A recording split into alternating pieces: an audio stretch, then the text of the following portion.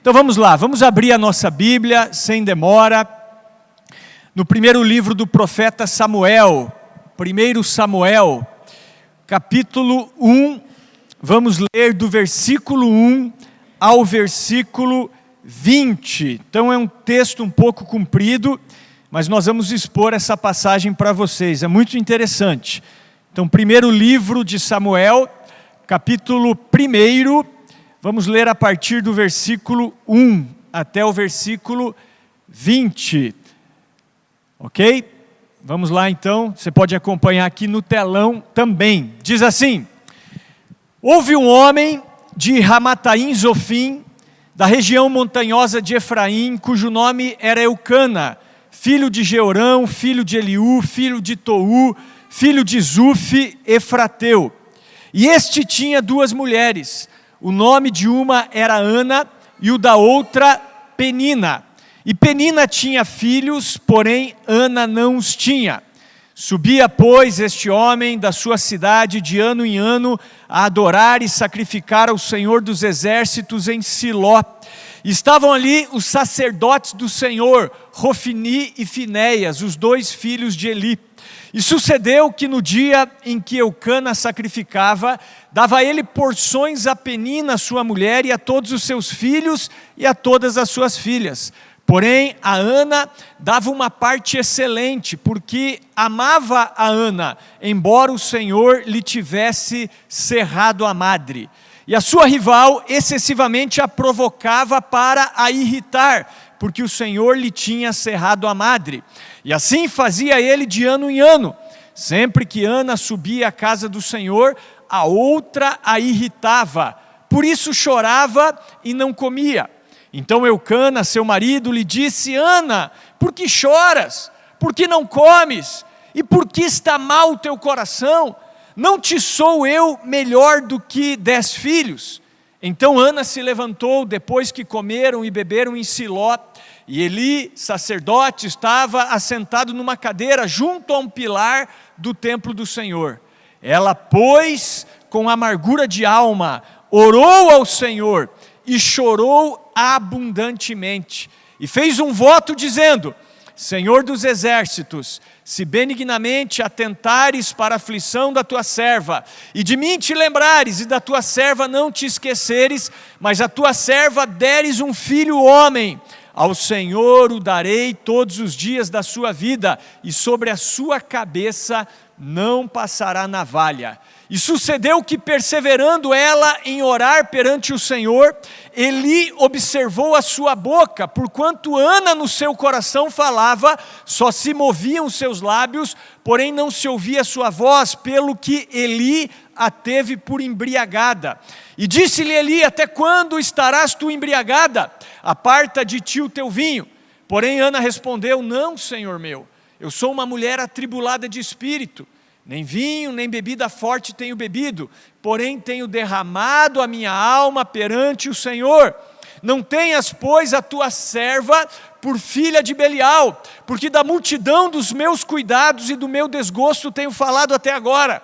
Então respondeu Eli: vá em paz, e o Deus de Israel te conceda a petição que lhe fizeste. E disse ela: ache a tua serva graça aos teus olhos. Assim a mulher foi o seu caminho e comeu, e o seu semblante já não era triste. E levantaram-se de madrugada e adoraram perante o Senhor e voltaram e chegaram à sua casa em Ramá.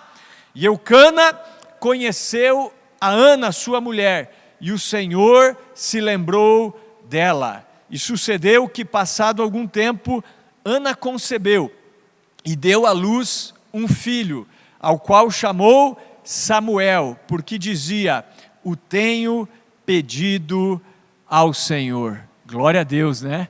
Que história tremenda.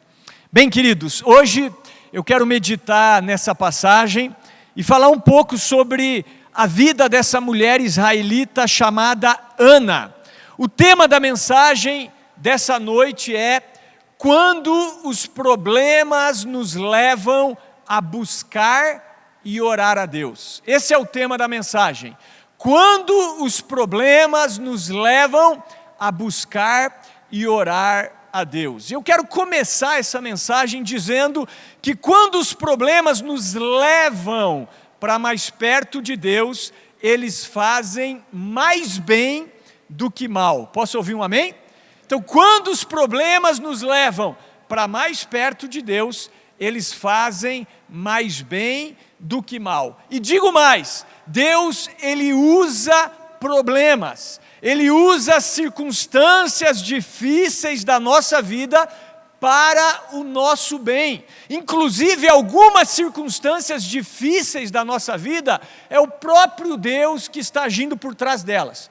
São circunstâncias que o próprio Deus não só permitiu, mas Ele fez com que acontecesse na nossa vida. Romanos capítulo 8, versículo 28 diz: sabemos que todas as coisas contribuem para o bem dos que amam a Deus, daqueles que são chamados segundo o seu propósito. Olha só, sabemos que todas as coisas contribuem para o bem daqueles que amam a Deus, daqueles que são chamados segundo o seu propósito. Então, dessa forma, se você está enfrentando dificuldades neste momento, procure ver o lado bom. O que Deus quer te ensinar nessa situação. Uma coisa eu afirmo com convicção: Deus quer tirar você do conforto. Deus quer tirar você do comodismo. Muitas pessoas, elas ficam tão acomodadas na vida, que o que Deus faz é enviar uma tribulação, irmão. É enviar um problema, é enviar uma circunstância que tire essa pessoa do conforto e do comodismo. Por quê? Porque Deus quer que você ore, Deus quer que você o busque de todo o coração. E o que nós acabamos de ler é o relato de uma mulher que, através da oração e da adoração, agradou a Deus e viu os sonhos de Deus realizarem-se na sua vida. O que eu observo nessa passagem é que os problemas de Ana, aquelas situações que traziam angústia, sofrimento, amargura para ela, foram determinantes para que ela buscasse ao Senhor com intensidade e de todo o coração. E, consequentemente, ela recebeu uma bênção da parte de Deus. Então, para compreender esse texto, vamos analisar um pouco o contexto da época em que essa mulher abençoada viveu. Eu quero dizer que nos tempos bíblicos, era uma desonra enorme para as mulheres não ter filhos. Algo bem diferente dos nossos dias, né? Hoje nós vemos os casais casando e não querendo ter filhos, né? Ou querendo ter um filho às vezes, um filho único, né? Quando uma família tem 2 filhos, já acham demais.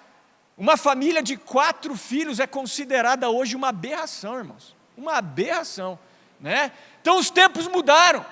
Sabe o que é isso? A influência do marxismo cultural dentro das nossas casas e dentro da igreja, essa que é a verdade. Mas naquela época, não ter filhos era uma desonra, era uma maldição, era algo que trazia um extremo sofrimento. E isso fazia Ana sofrer. Por quê? Porque ela era estéril, ela não podia ter filhos. Inclusive, essa tradução que eu usei, e que você deve ter lido aí no telão, diz que o próprio Senhor havia cerrado a madre de Ana. Então veja só, essa esterilidade de Ana vinha do próprio Deus. Então estou dizendo aqui para vocês que muitos dos problemas que nós enfrentamos na nossa vida, eles vêm do próprio Deus. Então Ana, ela jamais poderia ter esse sonho realizado humanamente falando, aos olhos humanos. Ela precisava de um milagre. Por quê? Porque ela era estéril e naquele tempo não havia nenhum tipo de tratamento médico para esse problema. Então, naturalmente falando, ela estava predestinada a sofrer, estava predestinada a aguentar as provocações da sua rival, a Penina, a vida toda. Então aqui a gente tem que abrir um parênteses também, né? Naquela época, muitos homens, eles casavam-se com mais de uma mulher. Era uma cultura polígama. Essa nunca foi, digamos assim, a vontade de Deus, mas Deus permitia que o homem pudesse ter mais do que uma mulher. E aqui no caso, isso ainda trazia mais angústia para Ana. Por quê? Porque Penina, ela havia se tornado uma rival de Ana. Ela tinha filhos e Ana não. Então ela provocava Ana, né? É mais ou menos assim: eu tenho, você não tem, lelo, lelo, eu tenho, você não tem, eu sou abençoada, você é amaldiçoada. Ana ficava muito angustiada, muito amargurada, porque a sua rival, a outra esposa do seu marido, a provocava constantemente. Então eu repito que aos olhos humanos, Ana estava predestinada a sofrer a vida toda com esse problema, né? Ela estava predestinada a aguentar essa provocação durante toda a sua vida. Inclusive, trazendo isso para a minha vida, eu me lembro que na minha adolescência ali, eu comecei a sofrer muito com algumas crises de falta de ar, né, algumas crises asmáticas. Eu me lembro que uma vez nós estávamos na casa da minha avó, quando ela era viva, em Caçador, Santa Catarina, e na hora de dormir, eu fui dormir com meu irmão num quartinho, né, que tinha um beliche, mas era um quartinho que já tinha virado o quartinho da bagunça, né? Então estava muito tempo ali fechado, enfim, empoeirado, devia ter muito ácaro, e quando eu deitei na cama, eu comecei a sentir, né, assim, aquela falta de ar que foi se intensificando, e aquele dia eu pensei que eu iria morrer, pessoal. Olha, aquele dia eu tive a sensação que eu não suportaria, né? Então eu procurei ali os meus pais, e eu não me lembro bem, mas acho que a gente foi para o hospital, né? E ali eu fui medicado, me deram ali uma inalação, enfim, e foi um grande alívio quando eu voltei a respirar assim normalmente, né? E quando eu fui fazer alguns exames, né, dentre os problemas alérgicos que foram detectados, eu tinha então alergia a pó, ácaro e fumaça de cigarro. E eu me lembro que o médico disse: olha, isso aí não tem cura, você vai ter que conviver com isso a vida toda. Eu me lembro que aquilo me angustiava, né?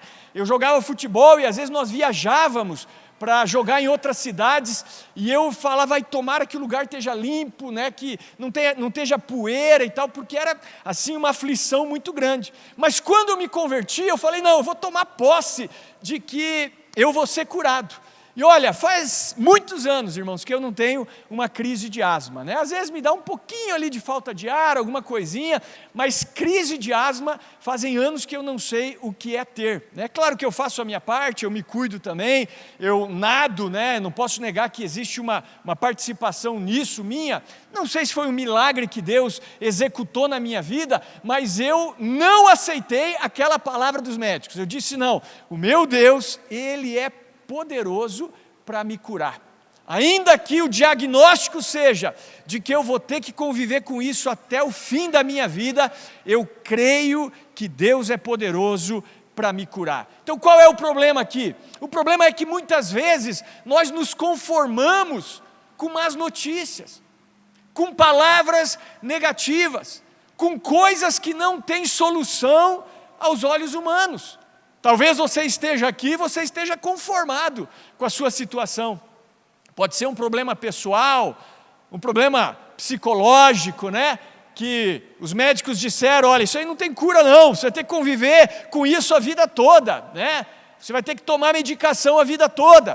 Pode ser um problema, sei lá, né, familiar, pode ser, enfim, né, um problema físico, né, algo que você aparentemente foi destinado a sofrer com isso a vida toda. Então, o que fazer quando nós nos deparamos com esse tipo de circunstância?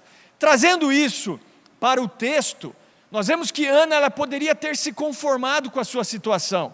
Ela poderia ter se conformado com a sua esterilidade e pensar assim: estou predestinada a sofrer, Deus se esqueceu de mim, não tem jeito, eu sou uma mulher estéril. Mas o que ela fez? Versículo 10, olha só, vamos ler novamente o versículo 10. Diz assim: ela, pois, com amargura de alma, orou ao Senhor e chorou abundantemente. Amém? Ela orou ao Senhor, ela não se conformou, ela creu que para Deus tudo é possível. Então nosso Deus, Ele ama agir em situações que parecem impossíveis aos nossos olhos. Então, queridos, muitas vezes nós não experimentamos o melhor de Deus para nós, sabe por quê?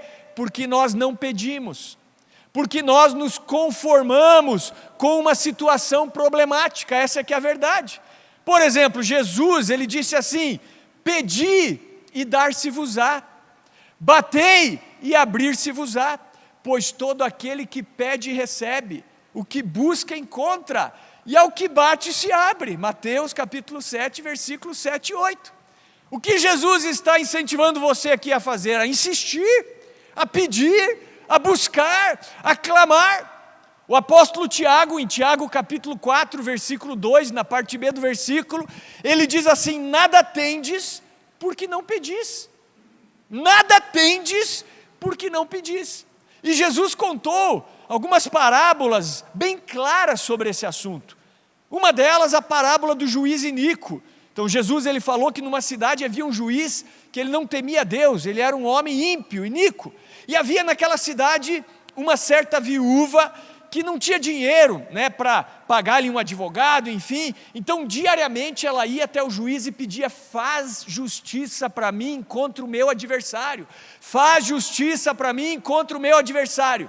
E Jesus conclui dizendo: por mais que aquele juiz não temesse a Deus e não estivesse nem aí para aquela viúva, ele pensou assim: eu não temo a Deus, eu não estou preocupado com o que acontece com ela, mas para que ela pare de me importunar, eu vou fazer justiça para essa mulher.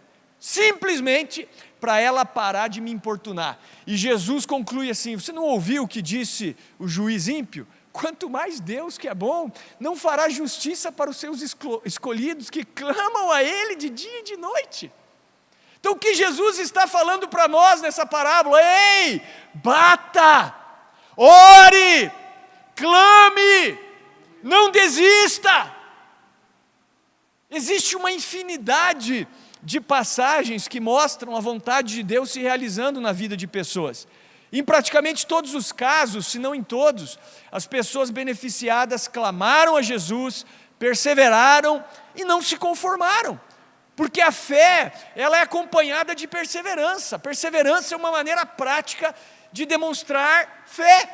Existe até o autor, o R.C. Sproul, ele tem um livro chamado A Oração Muda as Coisas. E ele diz assim no seu livro: a oração tem um lugar vital na vida do cristão. Alguém pode orar e não ser um cristão, mas alguém não pode ser um cristão e não orar. Então até um cara ímpio, ele pode fazer uma oração. Mas se você se diz cristão e não ora, você é um impostor. Porque o cristão verdadeiro, ele vai ter uma vida de oração. Ele vai ter prazer em se relacionar com o Pai Celestial. Ele vai entender que o Pai é bom, é gracioso, e que se ele clamar por justiça, esse Senhor vai fazer justiça para ele. Então a oração é para o cristão, diz esse autor, o que a respiração é para a vida. A oração é para o cristão, o que a respiração é para a vida. Agora veja só o versículo 3, vamos voltar um pouquinho mais. Olha só o que diz o versículo 3 do texto de 1 Samuel 1. Diz assim: subia, pois, este homem, o Eucana, da sua cidade, de ano em ano, a adorar e a sacrificar ao Senhor dos exércitos em Siló. Por que em Siló, queridos? Porque em Siló estava o tabernáculo de Moisés. Quando o povo de Israel entra na terra prometida, eles estabelecem o tabernáculo de Moisés em Siló. Mais tarde, através de Davi, o templo de Deus é construído em Jerusalém, na capital. Mas nessa época não tinha o templo em Jerusalém. Nessa época, quem quisesse adorar e sacrificar, tinha que ir a Siló, onde estava o tabernáculo de Moisés, para adorar ali. E Eucana, que era o marido de Ana, ele subia de ano em ano para sacrificar. E sem dúvida, Ana estava sempre junto. Quantos anos eles subiram lá para sacrificar? A Bíblia não diz, mas o que diz é que todo ano eles subiam para adorar. Então olha só, o Salmo 37, versículo 4 diz: deleita-te no Senhor, e Ele concederá os desejos do teu coração. Quando o salmista diz deleita-te no Senhor, ele está dizendo se agrade nele, o adore, apaixone-se pelo Senhor, ame-o acima de todas as coisas. E mesmo vivendo uma situação difícil, Ana e o seu marido eram constantes na adoração ao Senhor. E eu quero dizer para você, se tem uma coisa que deixa o nosso Pai Celestial satisfeito, é quando nós o amamos acima de qualquer circunstância. É quando nós o adoramos, mesmo numa situação de sofrimento. Por exemplo, Jó. Jó teve um sofrimento extremo, né? Você sabe. E um dia ele perdeu toda a sua riqueza, ele era um homem muito rico, e perdeu todos os seus filhos, tudo isso no mesmo dia. E tudo isso vinha da parte de Deus, Deus permitiu que o diabo tocasse em todos os bens de Jó e tirasse a vida de todos os seus filhos. Sabe o que Jó fez quando ele recebeu a notícia de que ele estava pobre, miserável e que ele estava sem nenhum dos seus filhos? Ele se ajoelhou, ele rasgou o seu manto e ele adorou a Deus, dizendo: nu saí do ventre da minha mãe, nu tornarei para lá, o Senhor o deu, o Senhor o tomou, bendito seja o nome do Senhor. Sacrifício de louvor, irmãos, é isso que Jó fez, é isso que Ana fazia. E se tem uma coisa que agrada a Deus, é isso. Aí vai ler o final da vida de Jó, como esse cara foi abençoado. E vamos ver já o final dessa história, como Ana foi abençoada. Portanto, queridos, quando os problemas levam os crentes a orar, a buscar ao Senhor, a adorá-lo, a confiar inteiramente nele, esses problemas fazem mais bem do que mal. Quando temos uma vida de ministração ao Senhor, as nossas vontades vão se alinhando com as vontades de Deus e vemos os propósitos do Senhor se realizando na nossa vida. Então esse salmo que diz deleita-te no Senhor e Ele concederá os desejos do teu coração, não é o teu sonho pessoal que Ele vai realizar, é os sonhos dEle para você. É os sonhos do coração dEle para você que vão começar a se alinhar com a tua vontade, e a tua vontade vai passar a ser a vontade de Deus. E aí as coisas vão começar a acontecer na sua vida. Então esse é o primeiro ponto da mensagem. Quando os problemas levam os crentes a orar e a buscar ao Senhor, a adorá-lo, a confiar inteiramente nele, esses problemas fazem mais bem do que mal. Posso ouvir um amém? Está sofrendo com alguma coisa? Está passando por algum problema? Então saiba, isso tem que te levar para perto do Senhor, e não levar você a se afastar de Deus, né? Isso é meninice. Ah, Deus não existe. Ah, Deus não é fiel. Olha só o que está acontecendo comigo. Irmão, Deus faz chover sobre justos e injustos, e faz o sol se abrir sobre justos e injustos. Ninguém é melhor do que ninguém aqui. Todos nós vamos passar situações extremas na nossa vida. Isso não pode nos levar a deixar de confiar em Deus, pelo contrário, tem que nos aproximar dEle. Essa que é a verdade. Amém? Que Deus coloque todos vocês, inclusive a mim, em circunstâncias que nos levem para mais perto dEle. É isso que eu desejo para mim e para você, em nome de Jesus. Amém? O segundo ponto se encontra no versículo 11 de 1 Samuel 1. Diz assim, olha só, versículo 11. E fez um voto dizendo: Senhor dos exércitos, se benignamente atentares para a aflição da tua serva, e de mim te lembrares, e da tua serva não te esqueceres, mas a tua serva deres um filho homem, ao Senhor o darei todos os dias da sua vida, e sobre a sua cabeça não passará navalha. Então aqui a gente vê o que eu estou dizendo. Ana, nesse momento, ela fez uma oração seguida de uma promessa, e essa promessa ia de encontro com a vontade de Deus. Então qual foi a promessa? Ela disse assim: se o Senhor me der um filho homem, olha só o detalhe, tinha que ser homem, porque realmente, né, ter um filho homem era mais status do que ter uma filha mulher. Se o Senhor me der um filho homem, um filho varão, eu vou entregá-lo ao Senhor todos os dias da minha vida. eu vou consagrá-lo a ti, ele não vai ser meu, eu vou entregá-lo ao Senhor, e sobre a sua cabeça não passará navalha. O que é isso, pastor? Sobre a sua cabeça não passará navalha. Ela estava dizendo que esse menino seria nazireu, separado desde o ventre. Esse mesmo voto, Deus ordenou que fosse feito com Sansão e com João Batista. O que era um voto de nazireu? Era um voto de separação, de consagração a Deus, onde aquela pessoa, durante esse tempo de consagração, ela não poderia comer uva, ela não poderia beber vinho, nenhuma bebida alcoólica ela não poderia beber, ela não poderia tocar em nenhum morto, em nenhum cadáver, nem de homens, nem de animais, podia ser o filho, o pai, não poderia, e essa pessoa não poderia passar navalha na cabeça e na barba, então o cabelo crescia, a barba crescia, as pessoas faziam esse voto às vezes durante um tempo da vida delas, mas Samuel, Sansão e João Batista, eles eram nazireus desde o ventre. Então, a partir do momento que a mulher concebeu, ela já não podia tomar vinho, bebida forte, comer uva, tocar em cadáver, porque o menino estava ali. Então, isso também mostra que a vida, ela é gerada na concepção. Na concepção.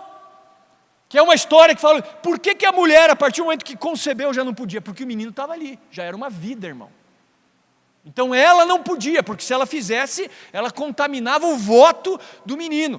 Então, esse menino, ele seria nazireu desde o ventre, separado para Deus. E quando esse menino desmamou, sabe o que essa mulher fez? Se você ler o contexto ali do texto que nós lemos, levou esse menino para o templo. Imagine você, mãe, teu filhinho desmamou, sei lá, 3 anos talvez. Fico imaginando, cara, essa mãe levando Samuel para o templo, entregando Samuel para o sacerdote e dizendo, agora ele está aqui para servir o Senhor. E ele ficou, cara. E ele serviu ao Senhor durante toda a sua vida. Foi um grande profeta. Fundou uma escola de profetas em Israel. Foi o homem que ungiu o primeiro rei de Israel. Foi o homem que ungiu Davi. O ministério de Samuel foi absurdo por causa dessa mulher. Veja o que o coração de uma mulher não faz, irmãos. Uma mulher que agiu de acordo com a vontade de Deus. Como eu citei semana passada, 1 João 5,14, e esta é a confiança que temos para com Ele, que se pedirmos alguma coisa segundo a sua vontade, Ele nos ouvirá. Sabe por que talvez as tuas orações não são respondidas? Porque talvez você esteja pedindo algo para o teu deleite, para o teu prazer, não a vontade de Deus. Então Deus diz não, ou Ele diz espera, eu preciso alinhar o teu coração aqui com o meu.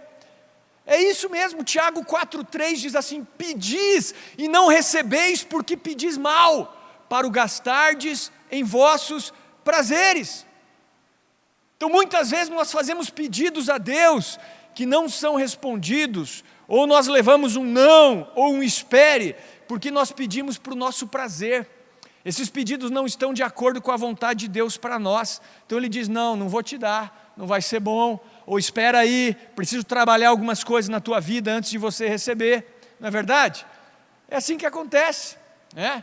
Então, por que você pede o que você pede? Por exemplo, sei lá, vamos dar um exemplo aqui, vamos pedir para a nossa igreja crescer. Qual é a nossa motivação? A gente ama Deus mesmo, a gente ama as pessoas, ou a gente quer, sei lá, ser conhecido, entendeu? A gente quer ser famoso. A gente tem que ver a nossa motivação. Eu quero ser pastor, mas por quê?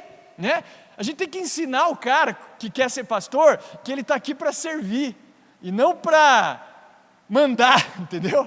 Tem cara que ele acha que ele vai estar aqui para mandar, Não, essa posição é uma posição de serviço, de ser último, de renúncia. Deus nos colocou como esterco da sociedade, como diz Paulo. Essa que é a verdade, Então eu acredito que Ana, ela esperou anos para ver esse problema resolvido, porque Deus nesse tempo estava preparando ela para que esse filho fosse consagrado a Ele.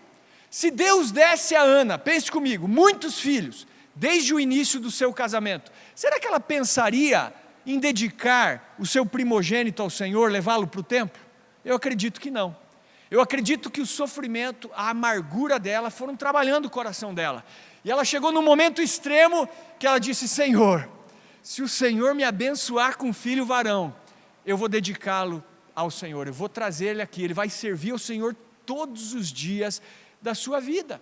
Então agora ela estava preparada, ela estava ali já talhada por Deus e orou de acordo com a vontade de Deus, entregando, consagrando o seu filho ao Senhor. E nós sabemos a bênção que foi Samuel, né?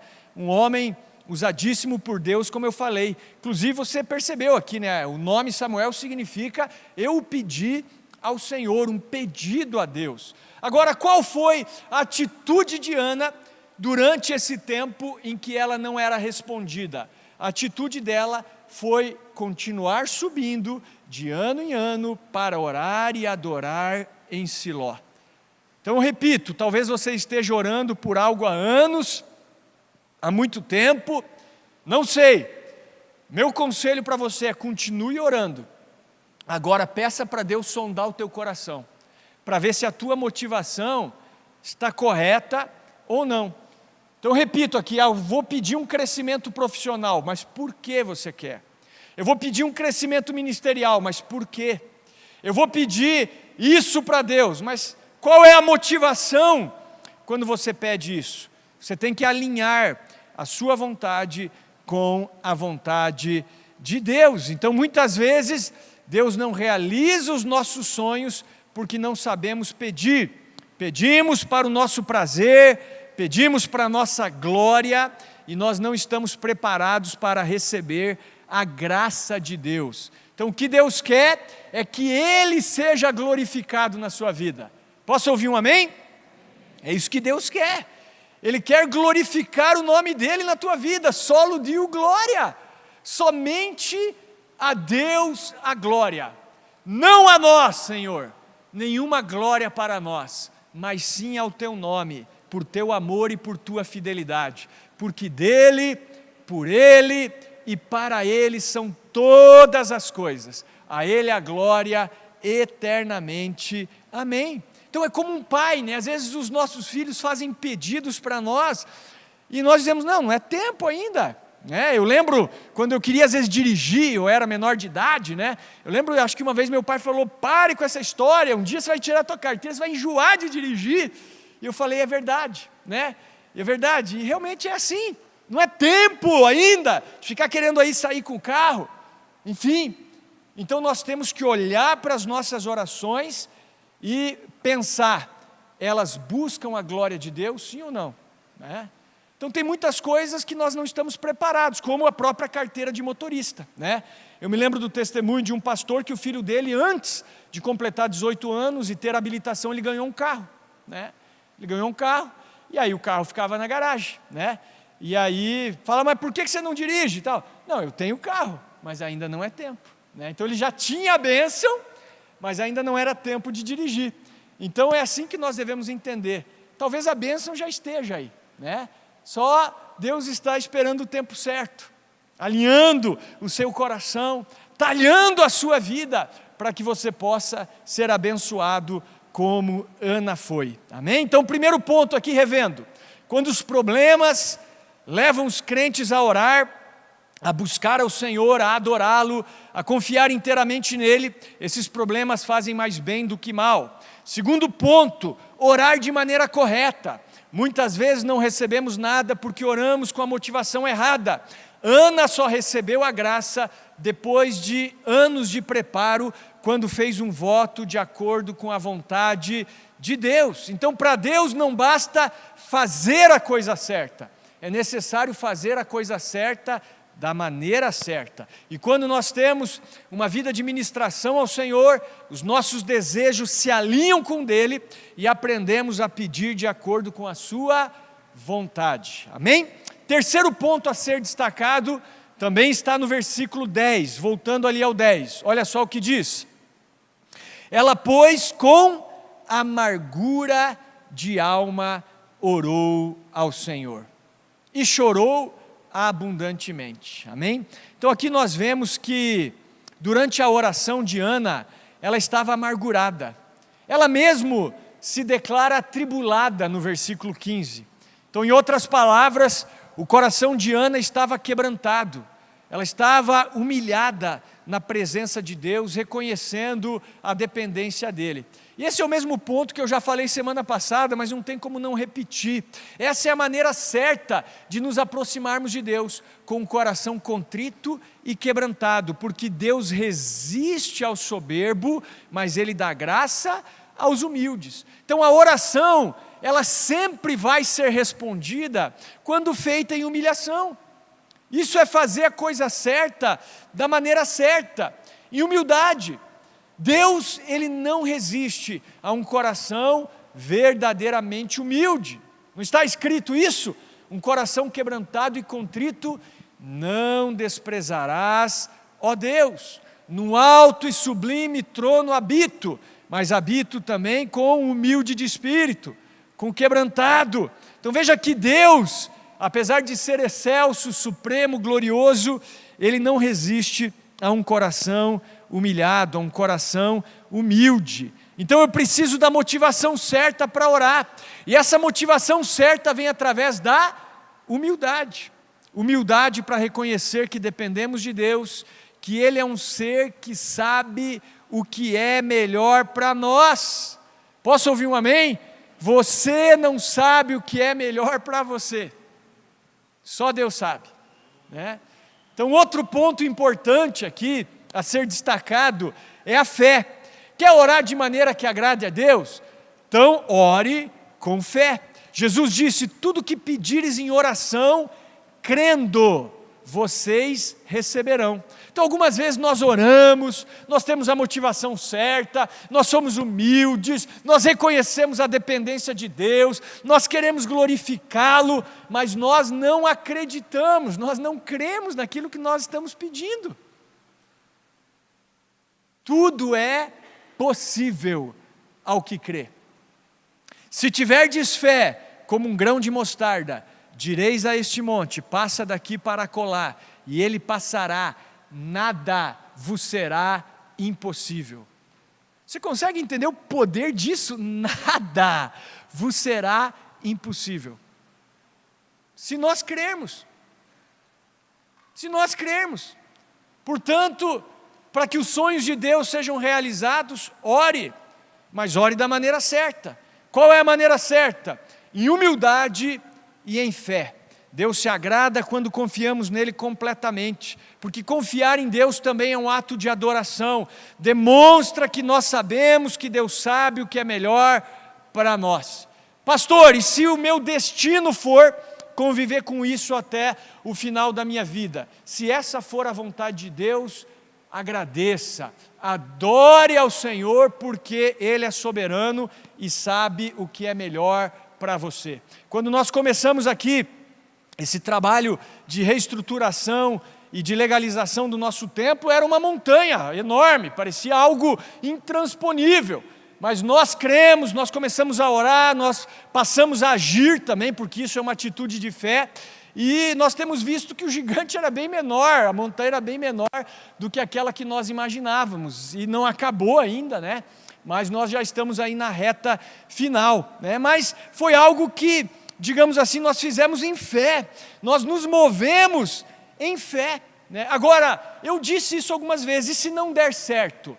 Se não der certo, tudo bem, não tem problema nenhum. O que nós precisamos ter em mente é que nós fizemos tudo o que cabia a nós, que era fazer a nossa parte, clamar a Deus, orar. Se não der certo, esse lugar aqui um dia for a leilão e a gente perder, amém, a gente sai com a consciência tranquila de que nós fizemos o nosso melhor. Mas isso está claro, né, irmãos, que não vai acontecer. Acho que já ficou extremamente transparente por tudo que tem acontecido, que essa é uma opção totalmente inexistente, né? Mas é isso, né? Pode ser que alguma situação nos acompanhe até o final da nossa vida. Não tem pessoas às vezes que sofrem de uma enfermidade, nós oramos, ungimos, clamamos, jejuamos, e a pessoa morre daquela enfermidade.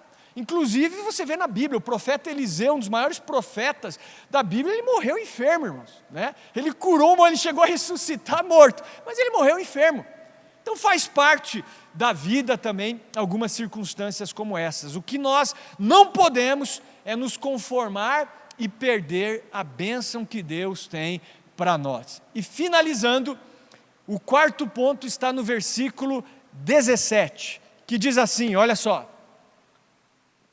Então respondeu Eli: vai em paz, e o Deus de Israel te conceda a petição que lhe fizeste. Amém? Então aqui, Ana, ela ora, e no final da sua oração, a gente já vai ver alguns detalhes aqui, né? Mas no final da sua oração, ela recebe a bênção do sacerdote, do sumo sacerdote, que era a figura de maior autoridade nessa época. Era o líder do povo nessa época, era o sumo sacerdote. Então o sumo sacerdote abençoa Ana e diz assim: seja feita a vontade de Deus na tua vida, eu te abençoo. Isso que você pediu a Deus vai ser concedido. E ela saiu já com o coração mais tranquilo, porque ela recebeu a bênção da autoridade. Amém, queridos? Então nós temos que ter a bênção das autoridades, não é verdade? O menino ou a moça vão casar e os pais não concordam com o casamento. Segura um pouquinho. Pode ser que Deus esteja falando com você, talvez até não seja para você casar com essa pessoa, né? Porque quando é para casar com a pessoa, em geral, né, os pais, eles vão olhar com bons olhos, eles vão abençoar, né? Então é buscar a cobertura espiritual daquelas pessoas mais maduras, ouvir o que elas têm para te dizer, para ver se realmente é isso, né? É um detalhe que nós também fizemos quando nós assumimos a igreja. A gente reuniu os nossos pais, meu pai, minha mãe, meu sogro, minha sogra. A gente falou: a gente está diante do maior desafio da nossa vida, e daí, vocês estão com a gente aí? Se todo mundo pular fora do barco, vocês vão estar com a gente? Vocês abençoam a gente? É de Deus. E a gente queria ouvir essas pessoas. Não, é de Deus, vai na bênção, estamos juntos, né? A gente fez uma reunião familiar para saber se nós teríamos a bênção das pessoas que têm autoridade sobre nós. Então eu acredito que no momento em que Eli abençoa Ana, ela teve certeza: minha oração foi ouvida, e a minha oração será respondida. E se você observou o contexto ali, acompanhou a leitura, você percebeu que o sumo sacerdote não tinha muito discernimento espiritual, né? Quando Ana estava orando, ela estava só movendo a boca, não saía voz. Quando ele olhou, ele teve um discernimento totalmente errado. Ele pensou que ela estava bêbada, né? Ele não foi um bom sacerdote. Eli foi um mau sumo sacerdote. Os filhos dele eram pecadores ao extremo.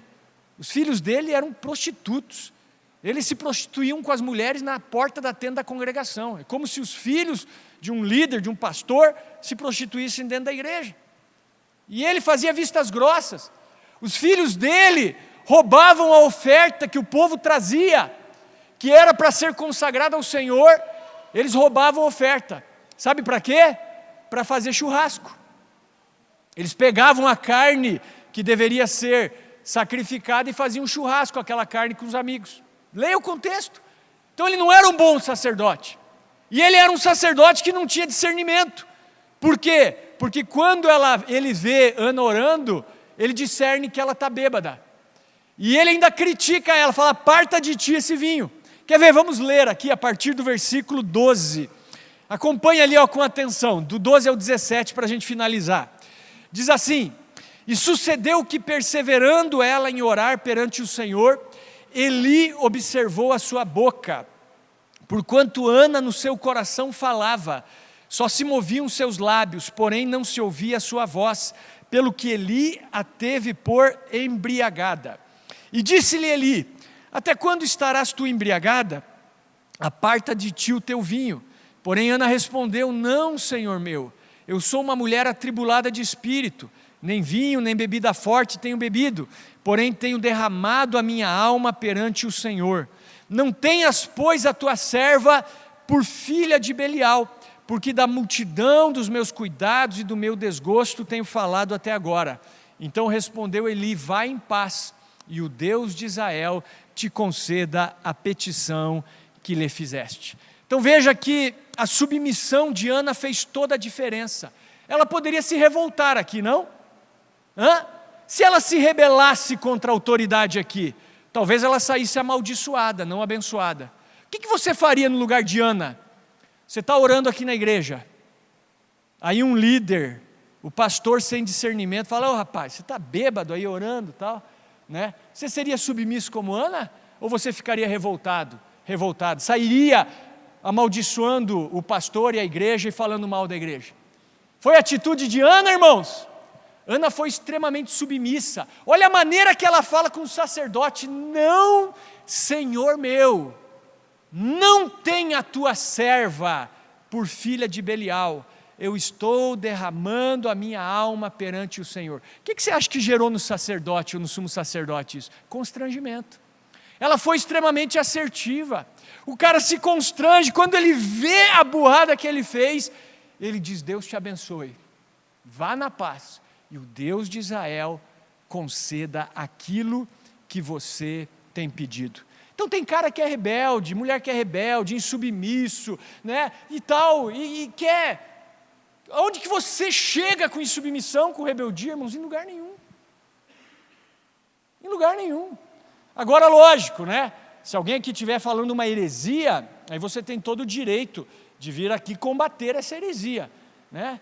Caso contrário, todos nós erramos, todos nós somos humanos, entendeu? Você vê ali um sacerdote, um sumo sacerdote que cometeu um erro bizarro, né? Mas o que eu destaco aqui foi a submissão dessa mulher chamada Ana. Então, finalizando aqui, ó, primeiro ponto da mensagem: quando os problemas levam os crentes a orar, a buscar o Senhor, a adorá-lo, a confiar inteiramente nele, esses problemas fazem mais bem do que mal. Segundo ponto, é você orar de maneira correta. Muitas vezes não recebemos nada porque oramos com a motivação errada. Ana só recebeu a graça depois de anos de preparo, quando fez um voto de acordo com a vontade de Deus. Terceiro ponto, a oração precisa ser feita em humildade e em fé. E finalmente o quarto ponto é a submissão, o respeito de Ana, a sujeição diante do sacerdote Eli fez toda a diferença. E se você entendeu isso nessa noite e passar a viver isso, eu tenho certeza que Deus vai se mover na sua vida de maneira sobrenatural. Tenho certeza que o sobrenatural de Deus vai começar a ser uma realidade na sua vida. E eu quero dizer para você, quando Deus começar a responder as tuas orações, você vai ver que Ele faz abundantemente além daquilo que você pede, daquilo que você imaginou. Não é isso que diz Efésios 3:20? Ora, aquele que é poderoso para fazer tudo, muito mais abundantemente, além daquilo que pedimos ou pensamos, segundo o poder que em nós opera. Ana pediu quantos filhos ao Senhor? Quantos filhos que ela pediu para o Senhor? Quantos filhos ela recebeu? 6 filhos. 6 filhos. Vamos ver, ó, último versículo. 1 Samuel 2:21. Acompanhe ali no telão. Visitou, pois, o Senhor a Ana, que concebeu, e deu à luz 3 filhos e 2 filhas. E o jovem Samuel crescia diante do Senhor. Amém? Ela pediu um homem varão, mas ela teve 4, né? 4 homens varões. E teve mais 2 filhas ainda, né? Que vieram ali, digamos assim, como um prêmio.